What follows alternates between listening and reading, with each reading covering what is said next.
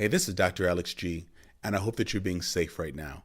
In fact, my entire staff is working from home or taking the day off as we just let some of the dust settle and we try to figure how we're going to work this all out logistically. But while I'm sitting here working, I realized that I wanted to add a little piece to what's going to be our season opener for Black Like Me Season 4. About two and a half months ago, I chose the topic state of emergency because I want to bring light to the plight of African Americans in Wisconsin.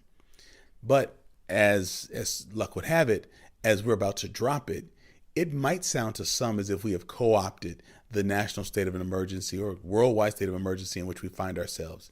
Nothing could be further from the truth. I would not dare co-opt such a serious moniker or issue just to talk about the podcast. So I just wanted to grab my phone here at home and just record this little audio snippet to say to you, we're talking about the risk that come along with being African American in Wisconsin, because we want to shed light, because we want that scenario to change. So please, as you're listening to this, don't think that we're trying to be flippant with what's happening nationally, because we chose this topic, this theme, late last year.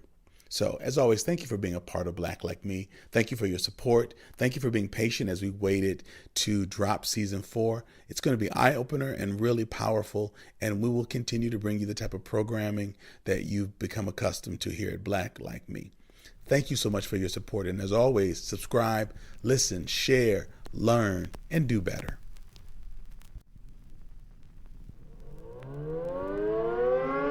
Thanks for joining us tonight. Tonight, the city of Madison signed onto a statewide resolution declaring racism a public health crisis. When I say that Wisconsin is in a state of emergency concerning the plight of Black people, I'm not being angry or emotional. I'm scared.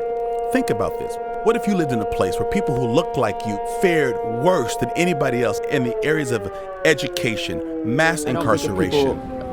Actually realize what's going on in Wisconsin. I've talked to people on a national level and tell them those statistics of it's the worst place to raise a Black child, is the most incarcerated. Mortality rate of infants, unemployment, health outcomes, et cetera, et cetera, et cetera. It's one word he said. I do not feel that it's fair. That got him fired from his job as a security assistant at West High School. And so when you bring light to it, people say, just calm down, chillax, Alex. It's not that bad. People just need to work harder. I want to bring light to this because I want people to bring resolutions to this. Shit is about to get real.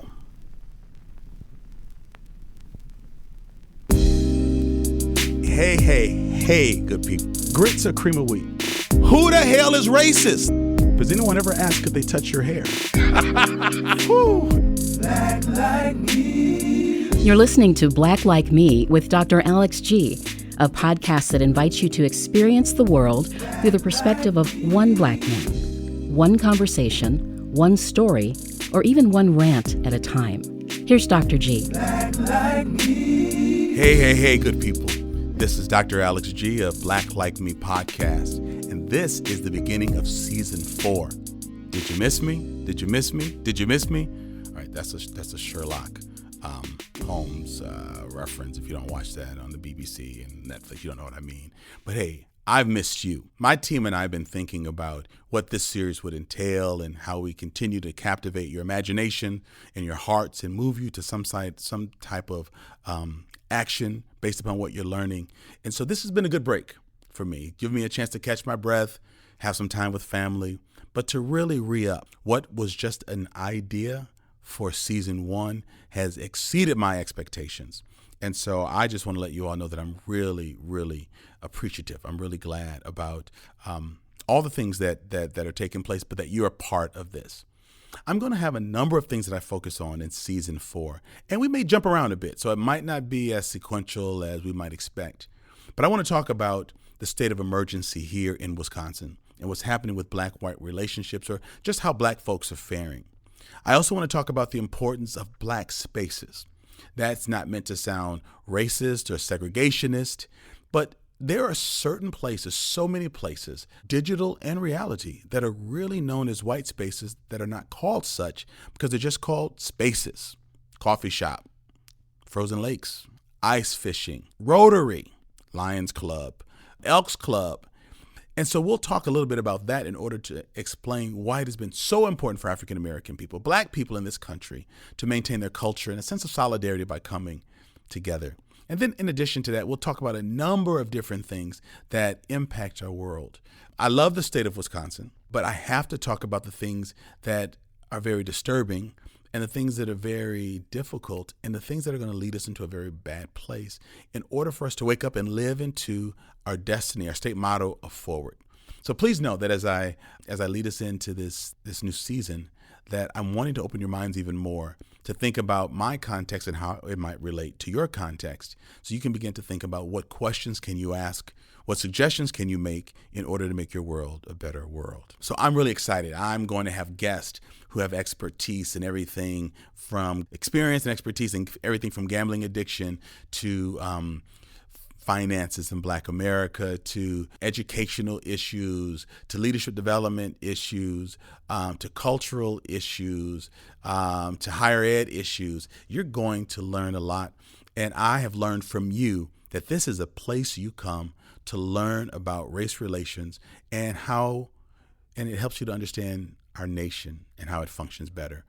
To completely botch a quote from the great author James Baldwin, he said, "To the extent that you do not understand the plight of the Negro, you do not understand America." So please understand that what he was saying is you need to understand that, one, Negroes helped build America as free labor. But rules are put in place to keep those same people who built it out of the prosperity of America. And so we don't want you to lean into Black Like Me to understand Black people only. We want you to lean into Black Like Me to understand white people and to understand legislation and to understand rules and dog whistle politics and sayings. We want you to understand your world better. We want Black Like Me to become a mechanism that opens your understanding to how the world really works. I love the state of Wisconsin. I just mentioned that a little bit ago for a number of reasons. My family is from the west side of Chicago. My mother was in an abusive marriage to my father. She left because she did not want me to hate my father the way my father hated my grandfather, because my father witnessed his own mother being beaten by his father. So my mom said, rather than passing this along and having another generation of G men who beat G women, we're out of here. When she came to Wisconsin because of visiting friends, fell in love with the 4 lakes, 5 if you count Kinganza, loved the campus and that students were going to school barefoot, loved that this was a city of protests, of speaking its mind, of really wanting to include people. She loved what she saw in Madison, and even though she was a high school dropout, went to Chicago, got her kids, came to Madison, took the entrance exam, and was admitted immediately to the University of Wisconsin-Madison in 1970. But because she did not have a high school equivalency or a high school diploma, she had to go then take her HSED or GED studies. Crushed that too. Then she qualified for the university because now she has a high school equivalency. But the community opened its arms to her, welcomed her, resourced her, admitted her to the university, helped her to get good housing that wasn't subsidized, low-income housing. It was beautiful housing near the Tenney Park area, if you know anything about Madison, near one of the beautiful lakes, and it just changed things around. My mom got her undergraduate and graduate degrees from Wisconsin. She paid cash for me to go to school, and she paid for my sister's education. I met my wife in college. My sister met her husband in college. Jackie and I married. Our daughter is now a first-year grad student. We have a cousin who's coming into the University of Wisconsin-Madison. When he completes his diploma, we'll have 14 degrees in our family. It's amazing.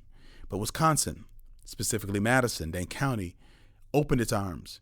But what you're going to hear about in this upcoming interview with my brilliant friend and colleague, Kaleem Care, is that when the Black population started growing in Wisconsin, when it doubled in Madison from around 1980 to 1990, that diversity became a threat. Because when you have increased numbers of people of color, they begin to ask, hey, where's the representation? Why is there only one barber here, one Black barber here? What's up? How come a sister can't find a pair of nylons in her shade? What's up? This is what my wife experienced in college. You mean a sister can't get makeup from Marshall Fields for Black women? This is a Chicago company. You know, they cater to Black people. This is where the Black people went in Chicago, not in Madison. It catered to Sherwood Hills and the west side of Madison and the campus. And so as Madison became more pluralistic, as it moved more forward, the increased diversity caused problems for the broader community, because black children and their black parents wanted black teachers for their children, because they wanted more images of their children than just slaves or enslaved Africans with chains around their necks or bones in their noses. We didn't talk about the Harlem Renaissance. We did not talk about Jim Crow. We did not talk about Philip Dre's book. It wasn't out back then, but the subject matter of his book, that there were 16 black men in Congress by the turn of the 20th century.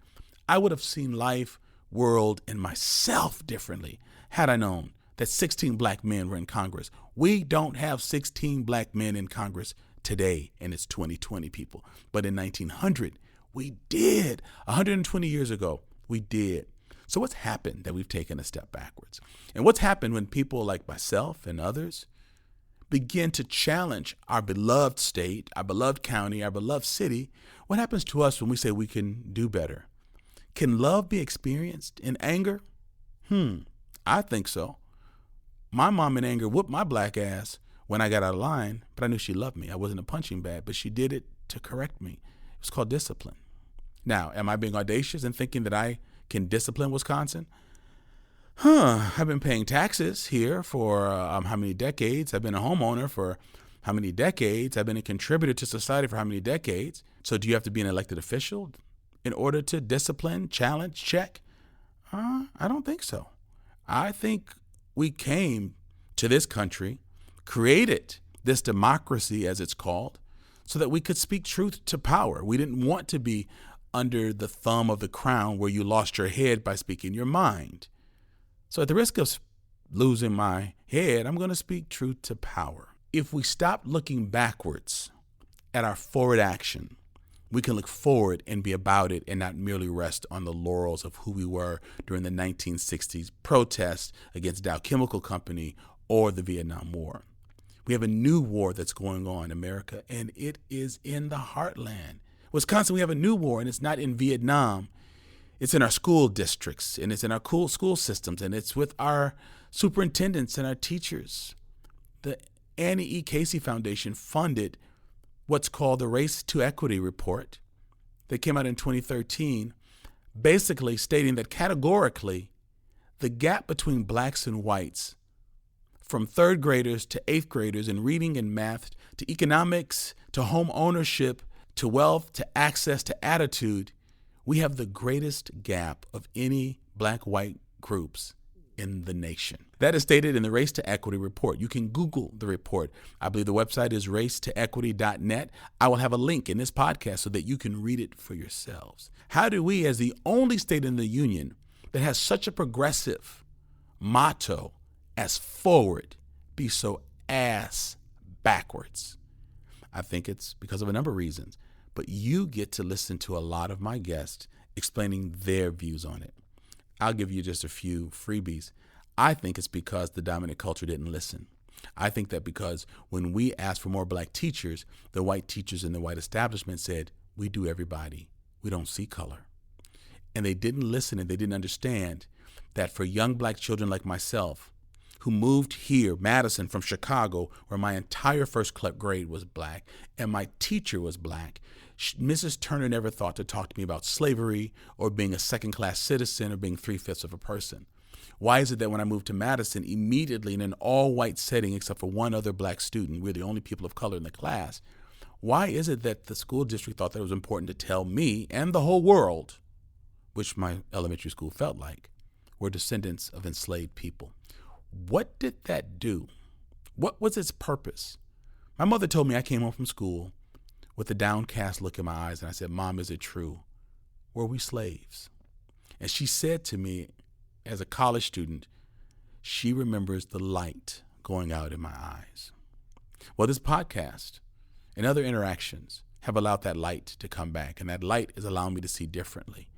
And with that light comes an illumination in my soul and my mind and an openness of my mouth to speak truth to power. We're missing it, Wisconsin. We're missing it, Midwest. We're missing it, USA. We think that we don't need people at the table who understand these issues because they are the most impacted by them. Why are we trying to change educational policies, but the people who are failed by them aren't at the table? Their voices aren't heard. Their realities is not considered. And so I'm sending this clarion call, not to shame Wisconsin. No, I love Wisconsin. Not to down Wisconsin. No, I love Wisconsin. I want Wisconsin to be Wisconsin. And I want it to be everybody's Wisconsin. And I don't want it to be a tale of 2 or 3 Wisconsins. And so since I pay as much tax as my white counterpart, I want as much access as my white counterpart. I want as much say-so as my white counterpart. So I've created a podcast so that I don't have to wait for my white counterparts who own the newspapers and the TV stations and the radio stations to say, I'm angry, but I love this country. I'm angry, but I love this state. I'm angry, but we can do better, and I'm angry enough to speak up and not just ride this out and then take my retirement in some nice southern place and not tell y'all what I really think. So I want to have you lean in, and by listening to the story of my state, I want you to think about your state so that you begin to think, how do you shape and change the spheres of influence that you have? I'm one man with one microphone, but I have a plethora of listeners, subscribers, not enough Patreon supporters, but you know what I'm saying. You get my point. I want you to not just be entertained by my voice, but I want you to be informed and mobilized by my dialogue so that you begin to take what you listen to here and ask new questions of your child's school's librarian or your neighborhood library or your common council or your school board or your PTO or PTA or whatever you call it in your community.